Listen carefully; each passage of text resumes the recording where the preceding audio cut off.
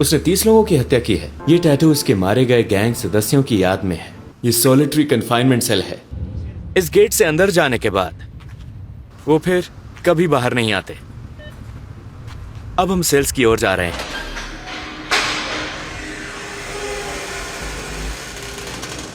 अंदर आ जाइए। हम गैंग्स तक पहुंच गए हैं। Buenas tardes.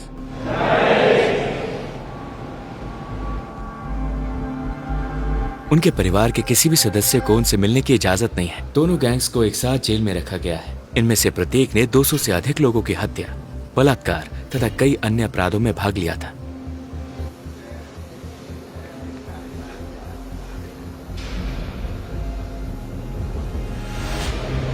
उन्होंने कहा कि अगर आप उनकी ओर देखेंगे तो वो आपको गुस्से से देखेंगे।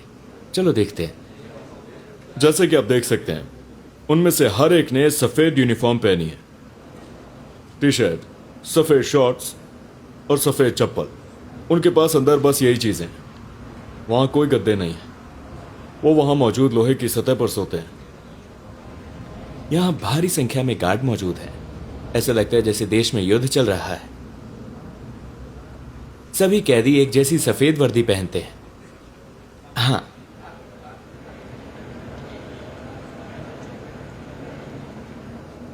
यहाँ की लाइट्स कभी बंद नहीं होती।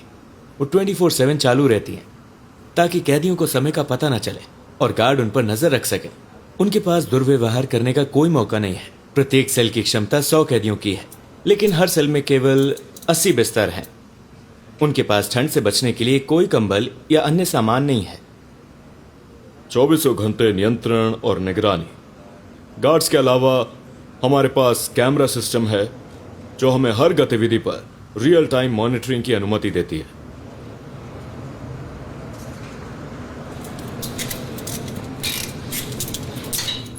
उनमें से कुछ को अब व्यायाम करने के लिए बाहर जाने दिया जा रहा है। कैदियों को प्रतिदिन केवल 30 मिनट के लिए अपने शरीर के वजन का उपयोग करके व्यायाम करने के लिए अपनी कोठरियों से बाहर जाने की इजाजत दी जाती है।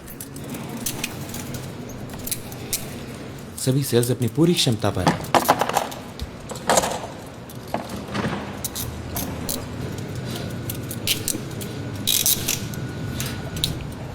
ऐसा लगता है जैसे ये किसी फिल्म का दृश्य है। सिकोट।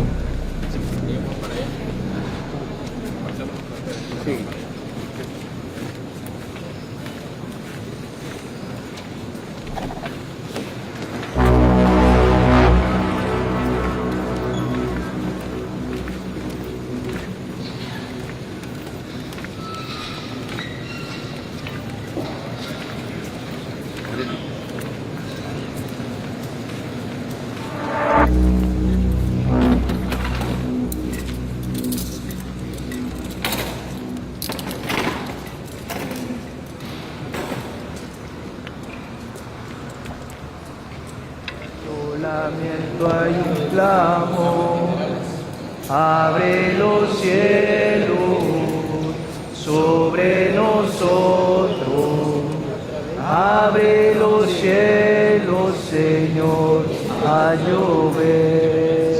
उन्हें सिर्फ इसी एकमात्र गतिविधि की इजाजत है। उन्हें कुछ और करने की इजाजत नहीं है। Somos tu pueblo, somos tu hija, abre los cielos, Señor.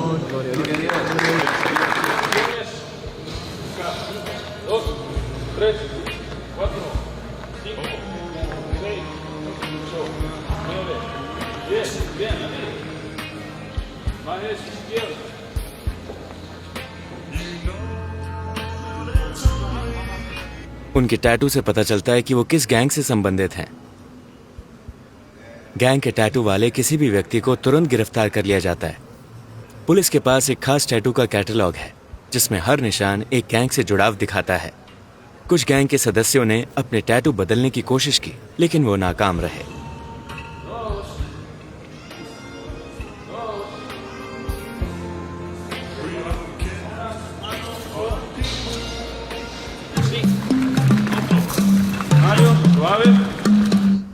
यहां नर्सें हैं। एक डॉक्टर रोजाना आकर इनका चेकअप करते हैं। मेडिकल स्टाफ का हमेशा यहां रहना जरूरी है क्योंकि कैदियों को बाहर जाने की इजाजत नहीं है। यहां से एक कमरा है जहां वो अपने वकीलों से वीडियो कॉल के जरिए बात कर सकते हैं। मुकदमे यहीं चलते हैं क्योंकि उन्हें बाहर जाने की इजाजत नहीं है। यहां वो अपने वकीलों से वीडियो कॉल के जरिए बात करते हैं। यहाँ हम कैदियों को बैठाते हैं। बैठ जाओ। स्क्रीन के जरिए हम अदालत को और दूसरे जेलों को देख सकते हैं जो एक ही सुनवाई से जुड़े हैं। जी हाँ, यहाँ हमारा क्लिनिक है। इस शानदार जेल के अंदर ये सारे कमरे देखो। ये इलाज और इंजेक्शन देने की जगह है।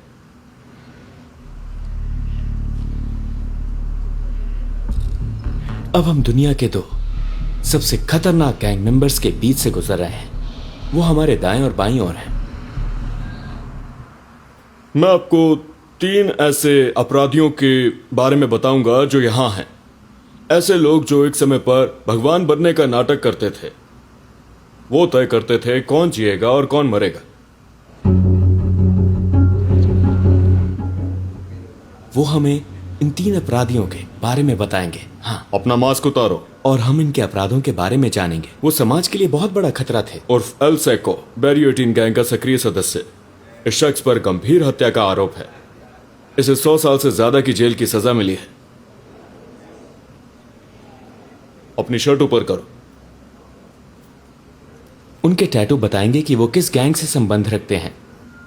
इसने 5 लोगों को मारा। उसने उन्हें सिर्फ इसलिए मार डाला क्योंकि वो उसके इलाके में आ गए थे। घूमो। उन सभी के शरीर पर टैटू हैं। वो MS-13 सदस्य हैं। वो देखो।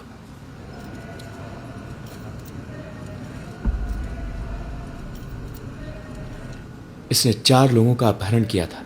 उसके बगल वाले ने 5 लोगों की हत्या की थी। ये यहां कैद अपराधियों का बस एक छोटा सा नमूना है। तीसरा कैदी भी एक गैंग का सदस्य है। इसने एक जवान लड़की को मार डाला जिसका एथलीट बनने का उज्जवल भविष्य था। बाद में उसने उसकी हत्या कर दी। अपनी शर्ट ऊपर करो। उसने उसका भविष्य छीन लिया।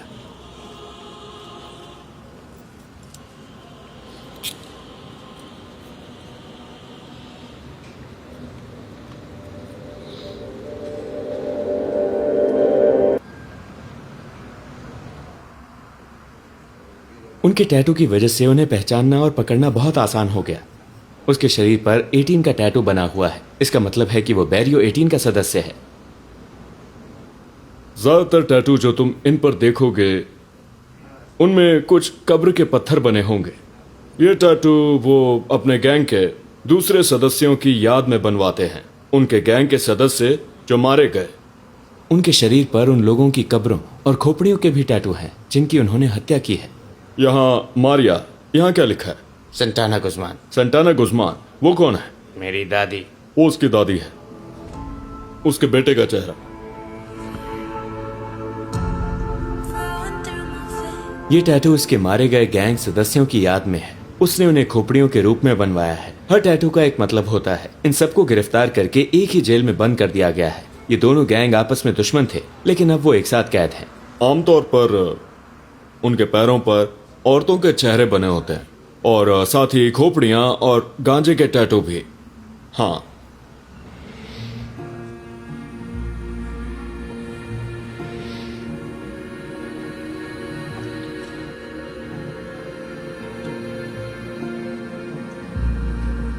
शुक्र है मैं बहुत दूर रहता हूं। अगर इनमें से कोई भविष्य में मुझे पकड़ लेता तो मैं बहुत मुसीबत में पड़ जाता।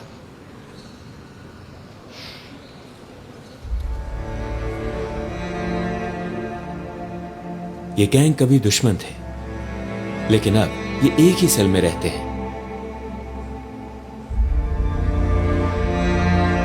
उनकी पूरी जिंदगी इस सेल के भीतर सीमित है। वो कभी बाहर नहीं जा सकते। ये उनका टॉयलेट है। क्या आप देख रहे हैं? ये वहां कोने में है। ये 2 साल से यहां है। जैसे ही जेल खुला, सारे अपराधियों को यहां भेज दिया गया। गार्ड इस डर से अपने चेहरे ढककर रखते हैं कि कहीं कोई कैदी बाहर किसी से संपर्क करके उनके परिवारों से बदला न ले ले। हाँ, अब हम सॉलिटरी कन्फाइनमेंट की कोठरियों की तरफ जा रहे हैं। जो भी कैदी बदतमीजी करता है उसे यहां डाल दिया जाता है। यही चीज उन्हें लाइन में रखती है। यहां कोई लाइट नहीं है। ये सॉलिटरी कन्फाइनमेंट सेल है। यहां केवल एक सीमेंट स्लैब है। ये सॉलिटरी कन्फाइनमेंट सेल है। अगर कोई कैदी बदतमीजी करता है तो उसे 15 दिनों के लिए यहां डाल दिया जाता है।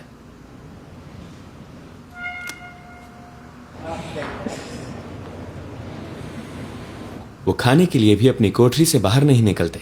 खाना अंदर ही पहुंचाया जाता है। सिर्फ बीन्स और चावल, कोई चिकन नहीं, कोई मांस नहीं।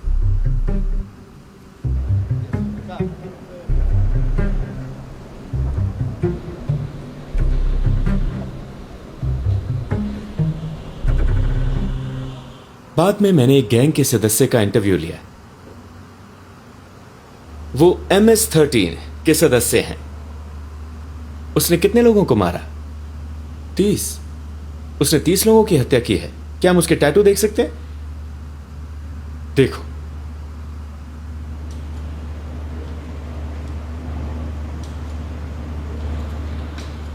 क्या उसे अपने अपराधों पर पछतावा है? क्या तुम्हें अपने अतीत में किए गए कामों का पछतावा है? Encontrándome a un penal de máxima seguridad donde solo lo básico se le da a uno, se lamenta uno. Quizá uno se hace fuerte durante el día, pero en la noche uno se lamenta y llora, encontrándose en esta condición. वो कहता है कि वो रोज रोता है और उसे अपने किए पर पछतावा है, लेकिन अब बहुत देर हो चुकी है। उसे पश्चाताप होता है, लेकिन उसे न्याय का सामना करना ही होगा। जब वो गैंग में शामिल हुआ तब उसकी उम्र क्या थी? Como la de 11 años. वो सिर्फ 11 साल की उम्र में गैंग में शामिल हो गया था और अब वो यहां सेकॉट में है। राष्ट्रपति ने जो किया वो साहसिक और शानदार था। जब वो पहली बार 2019 में चुने गए थे तब उनकी अप्रूवल रेटिंग लगभग 50% थी।